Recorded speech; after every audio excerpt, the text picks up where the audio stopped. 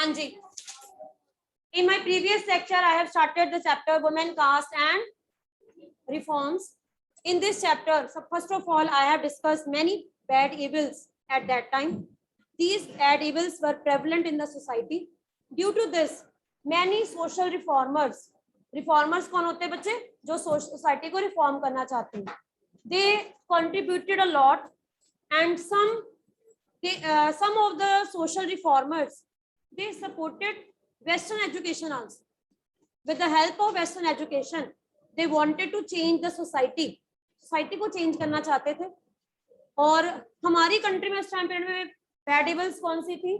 Sati system was there, child marriage, ठीक है, widow remarriage was not granted. So these kind of bad evils prevalent at that time. फिर हमने किया था दो हमने रिफॉर्मर्स के name. First Raja Ram Mohan Roy and second Ishwar Chandra Vidyasagar. ठीक है. 1829 इंपॉर्टेंट ईयर जो है, क्या हुआ था? Why this year was very famous? Sati system was ban. Sati system को बैन कर दिया. फिर ईश्वर चंद्र विद्यासागर का इंपॉर्टेंट कंट्रीब्यूशन 1856 में क्या हुआ था? विडो रीमैरिज ग्रांटेड, यानी कि ब्रिटिशर्स की हेल्प के साथ ब्रिटिशर्स ने क्या किया? एक नया लॉ पास किया जिसमें विडो जो है वो क्या कर सकती है? री मैरिज. इसके बाद साउथ इंडियन मैंने कुछ नेम बताए थे.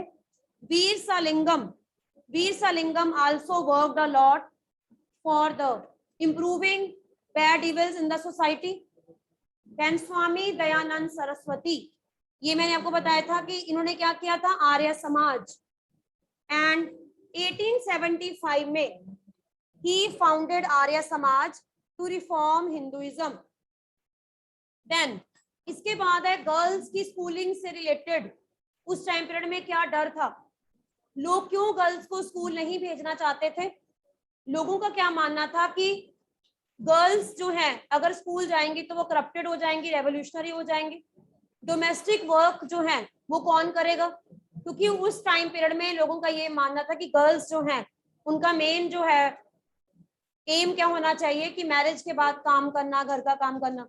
लेकिन कुछ लोगों को ये डर था कि अगर गर्ल्स पढ़ेंगी तो वो घर का काम नहीं सीखेंगे, और घर का काम नहीं करेंगे तो आगे जाकर उनको मुश्किल आएगी. इसी पर्टिकुलर टाइम पीरियड में मैंने कुछ वुमेन के नेम बताए थे. Rassundari Devi, she learn secretly because at that time women were not allowed. Women को अलाउड नहीं था पढ़ना. और उन्होंने क्या किया? जब उनके घर के सारे मेल मेंबर चले जाते थे, then she learn secretly in the four walls of their house. फिर मैंने बताया था बेटा हिंदू महिला विद्यालय.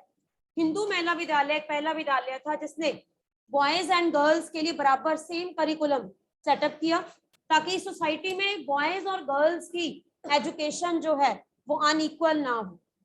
उसके बाद कुछ मुस्लिम गर्ल्स भी आगे आई जिन्होंने मुस्लिम समाज को इम्प्रूव किया, क्योंकि उस टाइम पर में मुस्लिम गर्ल्स जो थी पर्दा सिस्टम था and they were not allowed. उनको एजुकेशन जो थी वो अलाउड नहीं. इनमें इंपॉर्टेंट नाम है Mumtaz Ali. Mumtaz Ali was famous name. She contributed a lot to give education to women. उन्होंने कुरान शरीफ की बहुत सी, जिसे हम कहते हैं कि अच्छी बातों को, प्रिंसिपल्स को लोगों तक पहुंचाया कि कोई भी रिलीजन बुरा नहीं होता और कोई भी रिलीजन ये नहीं कहता कि मैन और वुमेन में डिफरेंस होना चाहिए. और इसीलिए अगर मुस्लिम्स जो गर्ल्स हैं अगर उनको एजुकेशन नहीं दी जा रही है तो कहीं ना कहीं आगे आने वाली जनरेशन जो है उनको लॉस होगा. तो ये यहाँ तक हमने किया था. Is it okay? ठीक है, ओके. अब इसके बाद हम आगे पढ़ेंगे some prominent women writers. Next है बच्चे, अब इसमें ना हमने विमेन राइटर्स के नेम याद रखने. विमेन राइटर्स,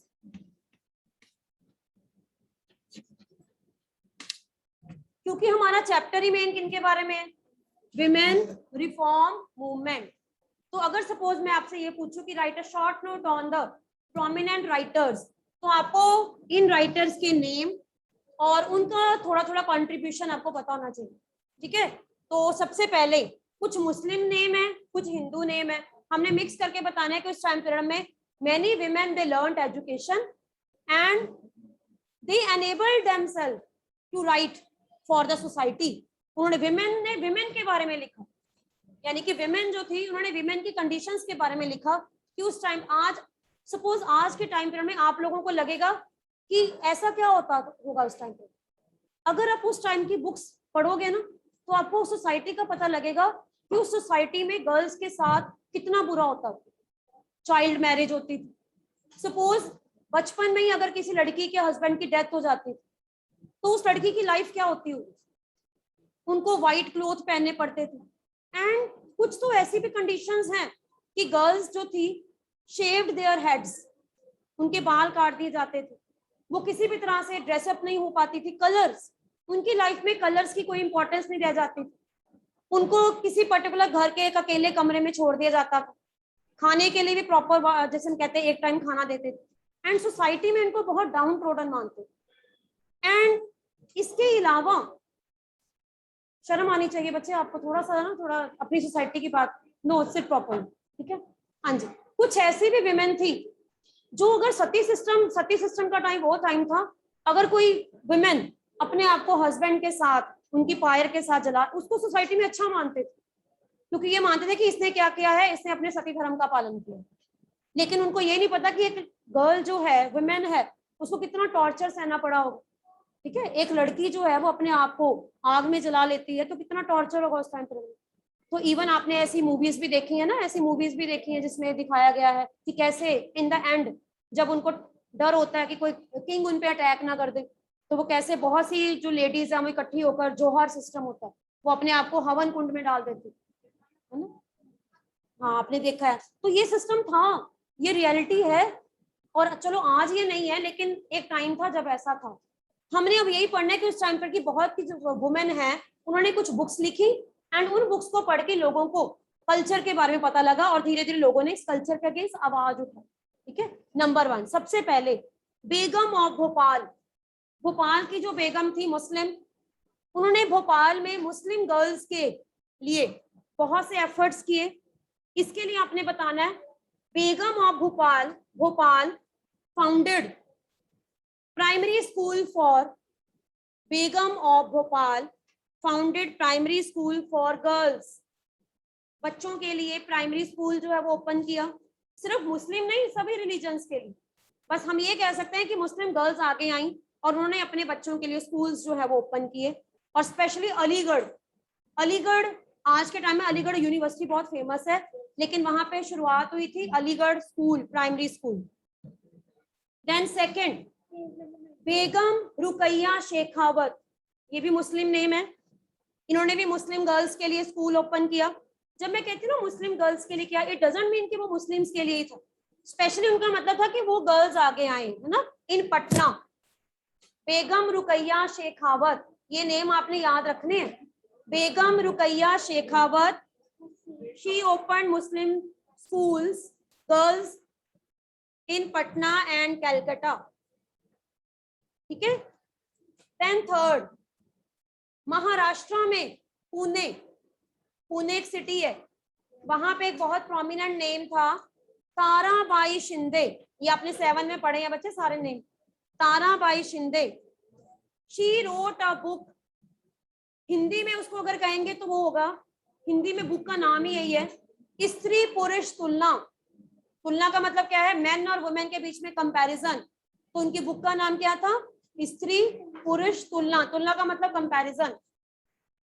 हु रोट स्त्री पुरुष तुलना, ताराबाई शिंदे। वो किस एरिया से बिलोंग करती थी, पुणे, महाराष्ट्रन थी ना, शिंदे महाराष्ट्रन थी, है ना, तो ऐसे नाम याद रखो।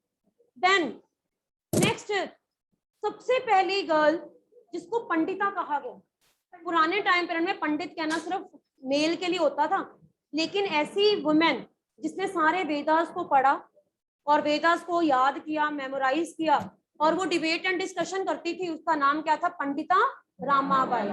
पंडिता रामाबाई, ये बहुत इंपॉर्टेंट नेम। संस्कृत की स्कॉलर थी, संस्कृत की स्कॉलर, स्कॉलर ऑफ संस्कृत, यानी कि संस्कृत के बारे में उनको बहुत ज्ञान था, वेदास को उन्होंने पढ़ा था। And she wrote many books, कोई पर्टिकुलर उनकी बुक नहीं है, मतलब जस्ट हम बताएंगे कि शी रोट मेनी आर्टिकल्स और बुक्स फॉर विमेन। और उन्होंने क्या किया, विडोज, जिन लोगों को, विडोज को लोग घर से निकाल देते थे, उनके लिए क्या ओपन किया उन्होंने? Widow homes. She open widow homes for many widows in Poona. Poona में याद रखो उन्होंने उनके लिए एफर्ट्स किए बहुत. एंड यही नहीं, आगे आने वाली वुमेन ने क्या डिमांड किया? राइट टू वोट, जिसको क्या बोलते हैं? क्या बोलते हैं? सफरेज. सफरेज का मतलब क्या होता है? Right to vote. इन्होंने ये कहा कि अगर मेल को राइट टू वोट है, व्हाई नॉट टू वुमेन? तो ये बहुत सी ऐसी वुमेन थी जो सोसाइटी में आगे आई और उन्होंने हर तरफ से वुमेन के बारे में, उनके कल्चर के बारे में, जो बैड इविल्स थी उनको रिफॉर्म करने के बारे में एफर्ट्स की. ठीक है. एंड सबसे इंपॉर्टेंट ईयर 1929, ब्रिटिशर्स की हेल्प से हमारी सोसाइटी में एक नया एक्ट पास हुआ जिसको बोलते हैं child marriage restaurant act. Child marriage restraint act. जिससे क्या हो गया? एज को फिक्स कर दिया गया, बच्चों की एज को फिक्स कर दिया गया मैरिज के लिए. मैरिजेबल एज फिक्स कर दी गई. ठीक है. गर्ल्स के लिए अलग थी, बॉयज के लिए अलग थी. और इस तरह से हमारी सोसाइटी में 1929 तक चाइल्ड मैरिज जो है वो खत्म हो गई. पर खत्म होने का मतलब ये नहीं कि लोगों ने बंद कर दी. एक्ट तो बना दिया लेकिन फिर भी लोग करते. जैसे आज के टाइम में भी अगर आप सीरियल देखो ना, तो एक सीरियल आता है ना, छोटा बालिका बधू, है ना. हाँ, तो उसमें भी दिखाया गया किस तरह से बच्चों की मैरिज कर दी जाती है. बच्चे रियल हैं, आज के टाइम में भी होता है. नो डाउट ये 1929 में एक्ट बन गया था, लेकिन इतने सालों के बाद अभी भी हमारी सोसाइटी में बहुत से ऐसे एरियाज हैं जिन एरियाज में आज भी ऐसा होता है. वो अलग बात है कि विलेज में कोई कंप्लेंट नहीं करता उनकी, क्योंकि अगर वो कंप्लेंट कर देंगे तो क्या होगा? हाँ, उनको सोसाइटी से बाहर निकाल दिया जाएगा. और लोग डरते हैं, लोगों को ये डर होता है कि पुलिस के चक्कर में पड़ेंगे तो हमें ही बार बार पुलिस के पास जाना पड़ेगा. इसलिए लोग क्या करते हैं? कंप्लेंट करते ही नहीं. ठीक है. स्वरे से प्रॉपर्ली, डोंट लाफ.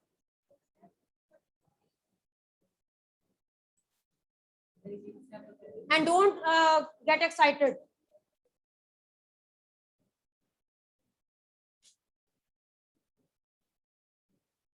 हाँ जी. अब ये तो था बच्चे सारा विमेन के बारे में. नेक्स्ट हमारा जो सेकंड पार्ट है that is related to caste. ये भी हमारी कंट्री की एक मेन, जिसे हम कहते हैं, प्रॉब्लम है. और caste system means caste reforms. Wait for one.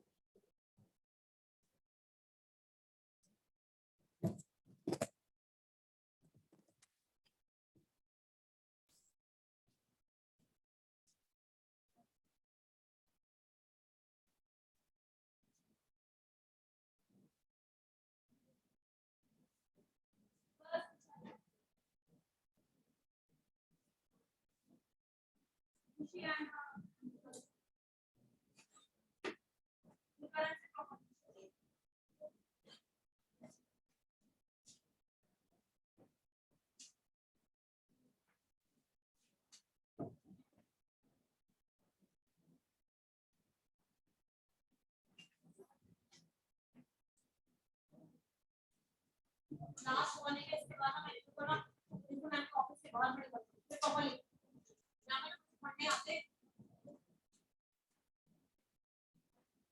बहुत अच्छी फैमिली से आते हैं.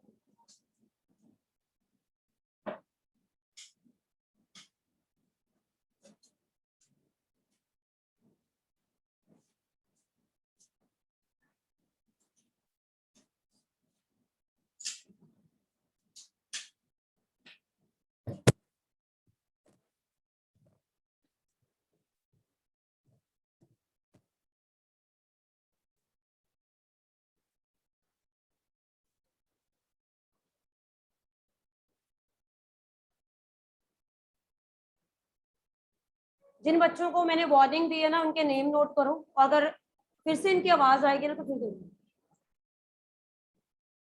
हाँ जी. Next is about caste reforms. Caste system जो था ये भी हमारी सोसाइटी में एक बहुत हम कहते हैं एक बैड इवल थी, in which different caste were there, Brahmins, Kshatriyas, Vaishyas and Shudras. Brahmins were considered superior and Shudras were considered untouchables, जो मैनुअल वर्क करते थे, लेबर वर्क करते थे. They were not given proper respect in the society. And इन्हीं कुछ लोगों को सोसाइटी में रिस्पेक्ट ना मिलने के कारण बहुत से लोग आगे आए और they demanded equal rights for them. तो अब हमने इनके बारे में पढ़ना है, जैसे अभी आपने वुमेन के बारे में पढ़ा था, ऐसे हम पढ़ेंगे कास्ट सिस्टम. सेम कुछ नाम कॉमन है. Number 1 Raja Ram Mohan Roy. He also worked a lot. सबसे पहले नंबर 1 आपने नेम याद रखना है, Raja Ram Mohan Roy. He worked a lot for improving the life of Shudras. He also worked a lot for improving the life of Shudras. ठीक है. नंबर 2 एक सोसाइटी बनाई इन लोगों के लिए, उसका नाम क्या था? प्रार्थना समाज. प्रार्थना समाज. सेकंड आपने बताना है कि इन्हीं के लिए एक सोसाइटी बनाई गई थी, प्रार्थना समाज. थर्ड बॉम्बे में एक और ऑर्गेनाइजेशन, अलग अलग हम अपने इंडिया के हर पार्ट को कवर करना है. इंडिया में बॉम्बे में एक और एसोसिएशन बनी, उसका नाम क्या था? परमहंस मंडली. कौन से ईयर में? 1840. One more question can come. In which year Paramhans Mandali was set up? 1840. For lower caste people, for improving the life of these people. एक तरफ हमारी कंट्री में हिंदू लोग थे, एक तरफ हमारी कंट्री में कुछ लोग थे जो लोअर कास्ट को इंप्रूव कर रहे थे, एक तरफ हमारी कंट्री में क्रिश्चियंस भी आ रहे थे. क्रिश्चियंस जो थे, क्रिश्चियन मिशनरीज, वो हमारी कंट्री में लोगों को कास्ट, अपना रिलीजन चेंज करने के लिए कह रहे थे. और वो क्या कहते थे कि आप क्रिश्चियनिटी अडॉप्ट करो जिसमें ऑल आर इक्वल, जिसमें कास्ट सिस्टम नहीं होगा. नो. Christian missionaries. नेक्स्ट आ जाओ.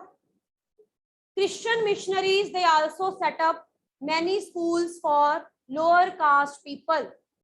एक तरफ क्रिश्चियन मिशनरीज भी इन लोगों के लिए स्कूल सेटअप कर रहे थे जिसमें किसी भी तरह से रिलीजन या कास्ट सिस्टम जो है उसके साथ डिस्क्रिमिनेशन नहीं होता था. तो कई लोगों ने क्या किया, धीरे धीरे अपना रिलीजन चेंज कर लिया. उनको लगता था कि अगर हम क्रिश्चियन बनेंगे तो वहां पे ऐसा कोई कास्ट सिस्टम नहीं है, तो it will be better for them. तो कई लोगों ने इस तरह से किया. धीरे धीरे लोगों ने फिर क्या किया, कास्ट सिस्टम जो है वो उसके, जिसे हम कहते हैं कि आइडेंटिटी या आइडियोलॉजी चेंज हो गई. नेक्स्ट हेडिंग अब आपका बनेगा changes in caste system thinking. Changes in the thinking of caste system. लोगों की थिंकिंग कैसे चेंज होती है? Changes in the thinking about caste system.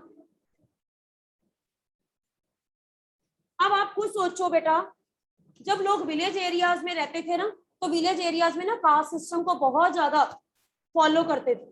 लेकिन जब हमारी कंट्री में ब्रिटिशर्स आए, ब्रिटिशर्स के आने से हमारी कंट्री में क्या हुआ, इंडस्ट्रीज और फैक्ट्रीज सेटअप हुई.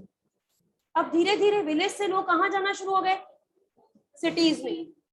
ब्रिटिशर्स जो थे वो कभी भी कास्ट सिस्टम जो है उसको फॉलो नहीं करते थे.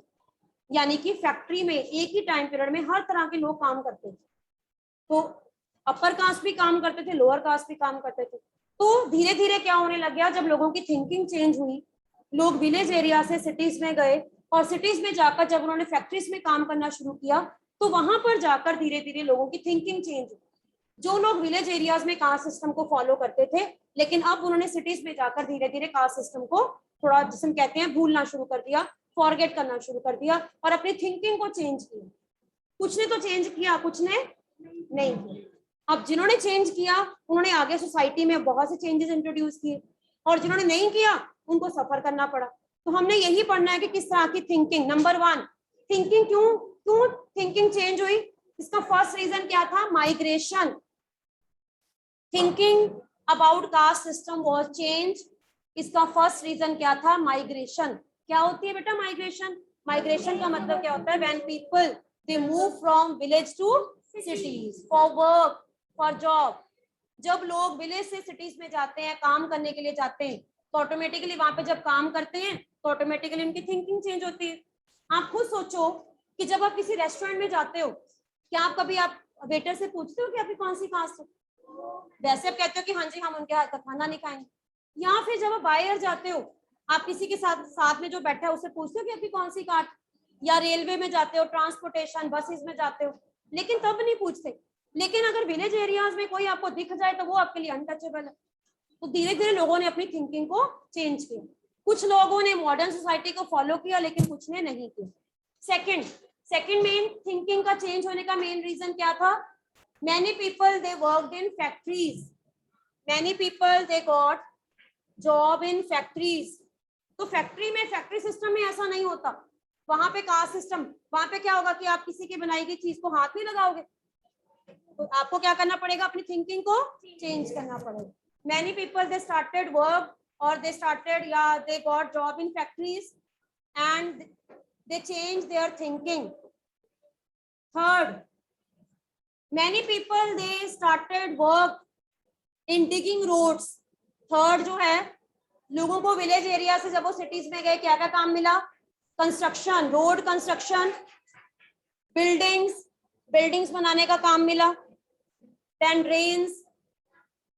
और ऐसे लोग जो कंस्ट्रक्शन वर्क में काम करते थे, तो धीरे धीरे क्या हुआ, उन्होंने अपने कास्ट सिस्टम की थिंकिंग को चेंज किया। वो लोग मिलकर काम करते थे।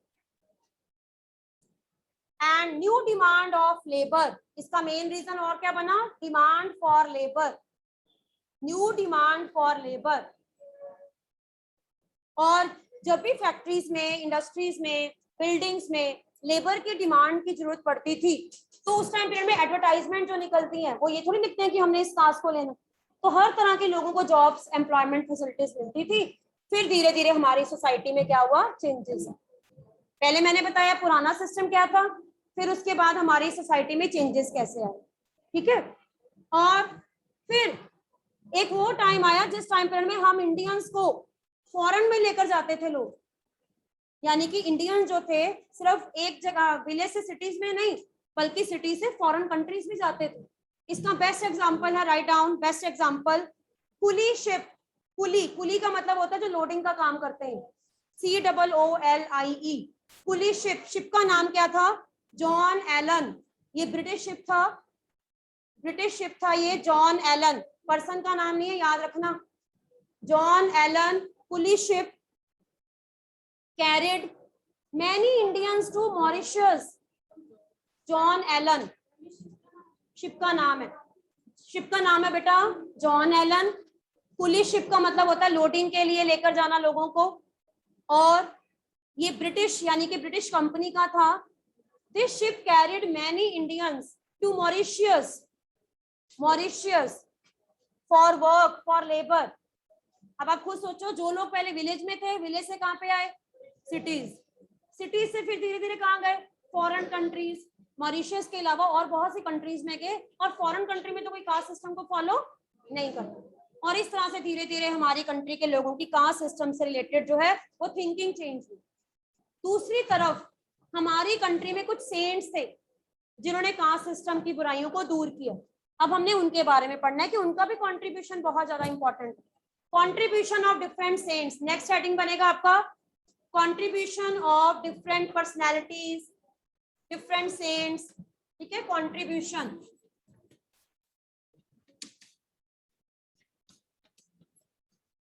जैसे हमने विमेन थिंकर्स में विमेन राइटर्स की बात की है, ऐसे ही हम करेंगे कंट्रीब्यूशन जो मेन कास्ट सिस्टम से रिलेटेड, जिन्होंने अपना नाम, जिन्होंने अपना बहुत जगह से कहते हैं कि कंट्रीब्यूशन जो है वो दिए, ठीक है।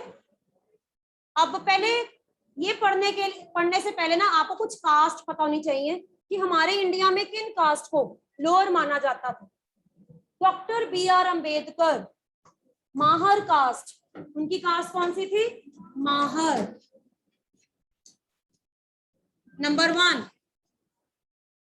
महाराष्ट्र में उस टाइम पीरियड में माहर कास्ट को अनटचेबल माना जाता था। Doctor BR Ambedkar suffered a lot. उन्होंने खुद कहा है कि जब वो स्कूल में थे तो उनसे स्कूल में स्टडी के अलावा स्कूल में क्लीनिनेस वर्क करवाया जाता था, ठीक है। बाकी बच्चे जो हैं उनके अलावा उनके साथ डिस्क्रिमिनेशन होता था, उन्होंने खुद बताया ये। हाँ जी, इसका नेम लिखो बेटा, सेकंड लास्ट में। राइट डाउन करना। लेकिन आपको पता है डॉक्टर बी आर अम्बेडकर के जो फादर थे ना, वो बहुत इंटेलिजेंट एंड उन्होंने आर्मी स्कूल, मतलब वो टीचर थे आर्मी स्कूल में, वो खुद टीचर होते हुए भी उनको इस तरह की प्रॉब्लम जो है वो जो फेस करनी पड़ी।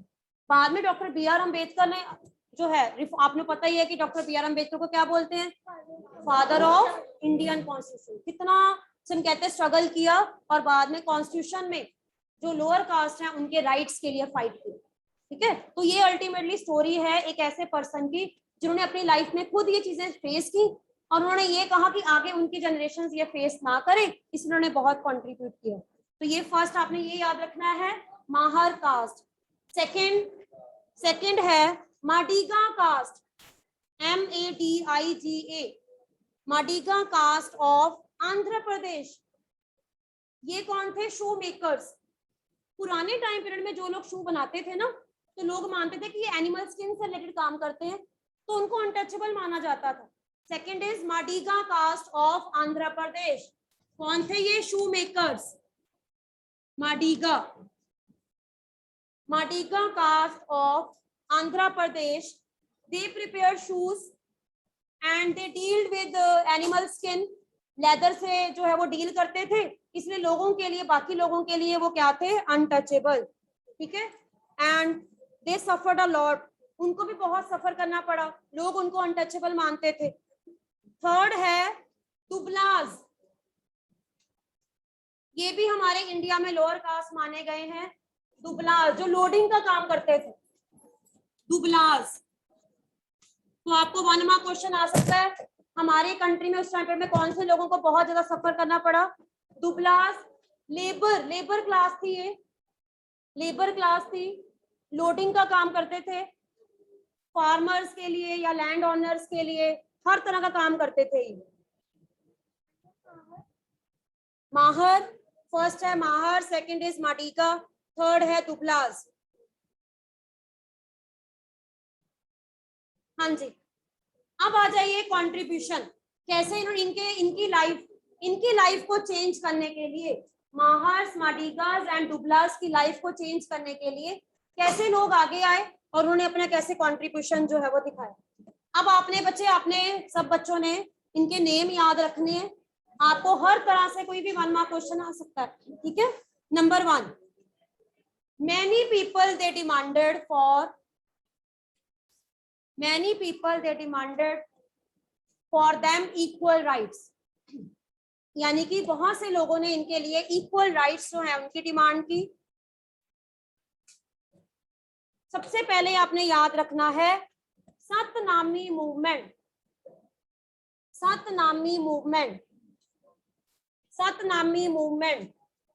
इनको लीड किसने किया, घासीदास।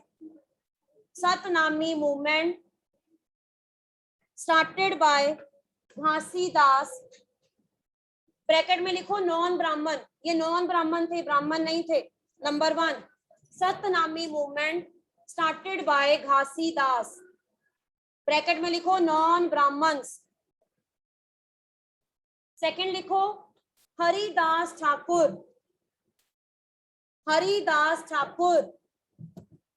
They work for. एक और लिखो, फोर्थ, हमारी कंट्री में ना जो लोग क्रीमेशन का काम करते थे ना, क्रीमेशन में डेड बॉडीज को बर्न करना, सफाई का काम, उनको क्या तो बोलते थे, चंडालास। ठीक है, ये भी एक लोअर कास्ट मानी जाती थी। तो Haridas Thakur work for these workers, Haridas Thakur work for Chandalas workers, Haridas Thakur work for Chandalas workers. Next, Haridas Thakur. Third, Kerala state में लोअर कास्ट लोगों के लिए श्री नारायण गुरु इन केरला। नेक्स्ट, आपने थर्ड याद रखना है, इन केरला श्री नारायण गुरु ही वर्कड फॉर। एक और आपने जो है वो याद रखनी, कास्ट एजावा। फिफ्थ,